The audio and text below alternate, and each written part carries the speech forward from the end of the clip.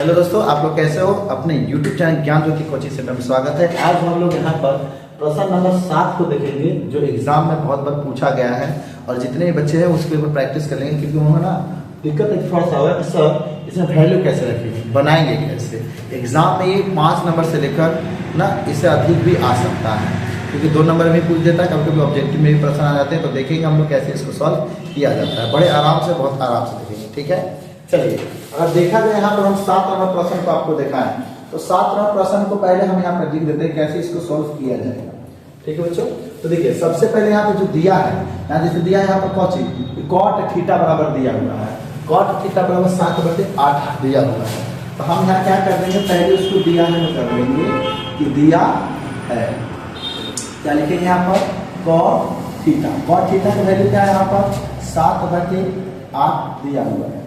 जैसे ये कॉट दिया हुआ है तब आपको याद करना है कि कॉट थीटा बराबर होता क्या है।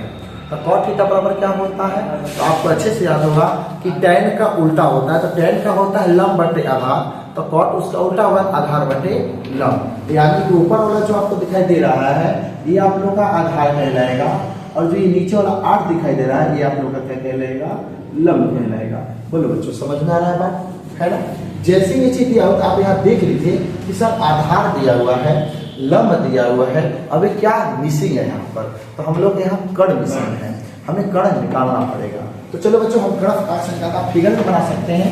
जैसे आप ऐसे करते हैं तो आप एक फिगर बना दीजिए, एक समकोण त्रिभुज का, और यहाँ पे आप अपना सा नाम दे दीजिए, इसको ए नाम दे दीजिए, इसको बी नाम दे दीजिए, इसको सी दे दीजिए। और थीटा जहाँ बनता है ना, तो थीटा हमेशा कहाँ बच्चा रखना है, एकदम हमेशा कोने पर रखना है।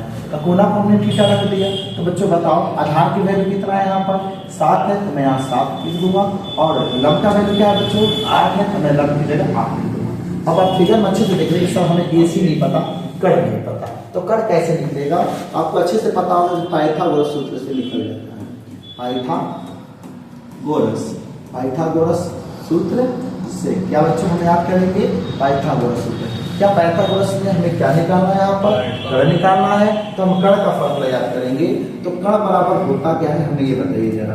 कर्ण बराबर क्या होता है, तो बच्चों रूट अंडर होता है, क्या होता है, लंब स्क्वायर प्लस आधार स्क्वायर। बोलो कोई दिक्कत है, कोई प्रॉब्लम है ना। रूट है तो हम फिर से रूट लगाएंगे, और लंब का वैल्यू बताएंगे। लंब का वैल्यू यहाँ पे क्या दिखाई दे रहा है आप लोग को, 8, तो मैं लंब की जगह 8 रखूंगा, इस पे स्क्वायर कर दूंगा, प्लस आधार की वैल्यू क्या दिखाई दे रहा है आप लोग को 7, तो मैं आधार की जगह क्या रख दूंगा, 7 रख दूंगा।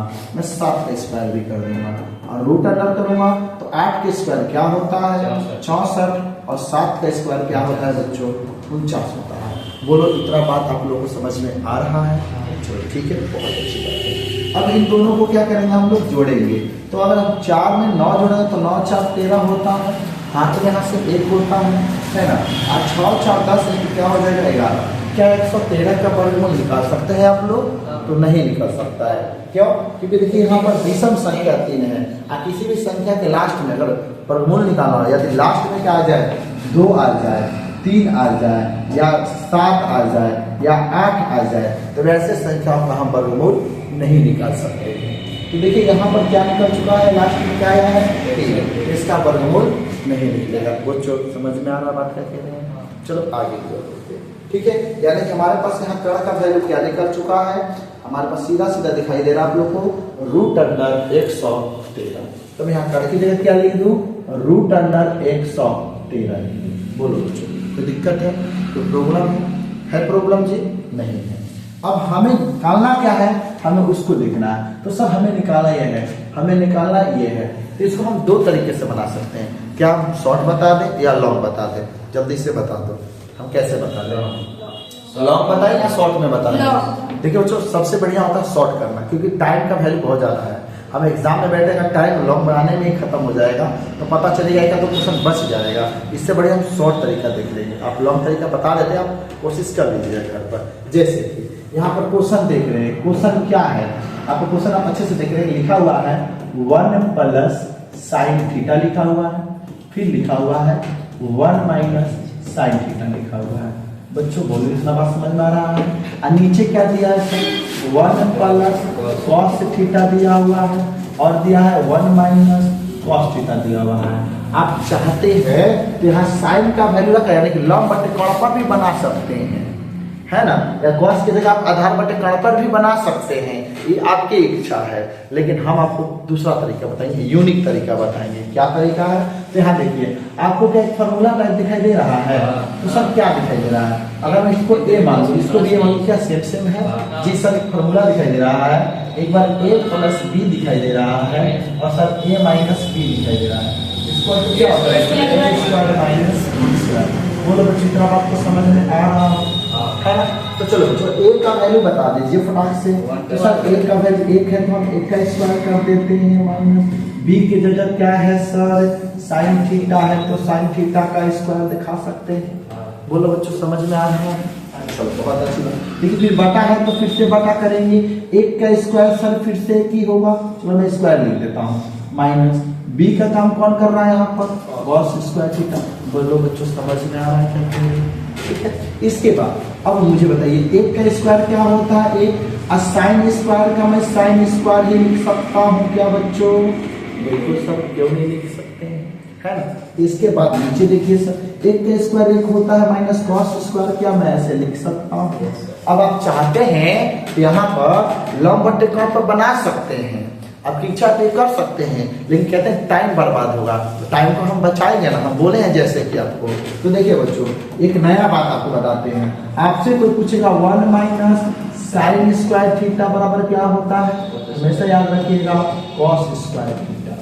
समझ में बच्चों क्या कह रहे हैं? एक बात और, अगर 1 माइनस अगर बोल दिया cos स्क्वायर थीटा बराबर क्या होता है? हमें क्या याद रखना है? Sine square theta.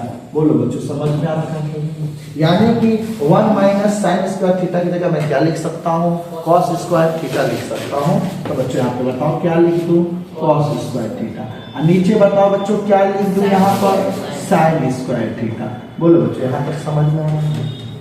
अब यहाँ पे भी आप लंब बटे कर्ण पे कर सकते हैं, लेकिन मैं फिर से आपको टाइम बचाऊंगा, क्योंकि मैंने कहा है कि मैंने आपको यूनिक तरीका सिखाना है। एक और फार्मूला पढ़े होंगे कि सर cos थीटा बटे साइन थीटा बराबर क्या होता है? तो बाबू होता है cot थीटा। याद रखना है, क्या होता है बच्चा? cot थीटा होता है। बोलो बच्चों, समझ में आ रहा बात क्या कह रहे हैं? तो फटाक से हम क्या करेंगे यहाँ पर? cos बाई साइन है, साइन बाई cos होता है तो tan थीटा, और tan होता है cos बाई साइन। ठीक है, तो हम cos बाई साइन को मैं क्या लिख सकता हूँ? cot square theta. बोलो बच्चों, समझ में आ रहा है? क्या cot का पहले से वैल्यू दिया हुआ था कि नहीं दिया हुआ था? तो ये ताम झाम करके सकता थी नहीं थी। लेकिन क्या करें, कहते हैं कि बच्चे हर टाइप से सीखना चाहते हैं। तो आपको जब लंब बटे कर्ण डालना होगा तो आप ये वाला तरीका लगाइए। नहीं डालना है तो डायरेक्ट cot का वैल्यू दिया, आप इसको सॉल्व कीजिए, cot आ गया। आप cot का मान रख दीजिए, cot का वैल्यू क्या है? 7 बटे 8। इस पर स्क्वायर है, इस पर स्क्वायर कर दीजिए। तो 7 के स्क्वायर बच्चों क्या होता है? 8 के स्क्वायर क्या होता है? 64। बोलो बच्चों, यहाँ पर भी यही है क्या क्वेश्चन? दिख रहा है? बस समझ में आ रहा है? तो ये एकदम यूनिक तरीका है, इजी था, नोट कर लेंगे। कोई दिक्कत होता है तो कमेंट जरूर कीजिए, ठीक है।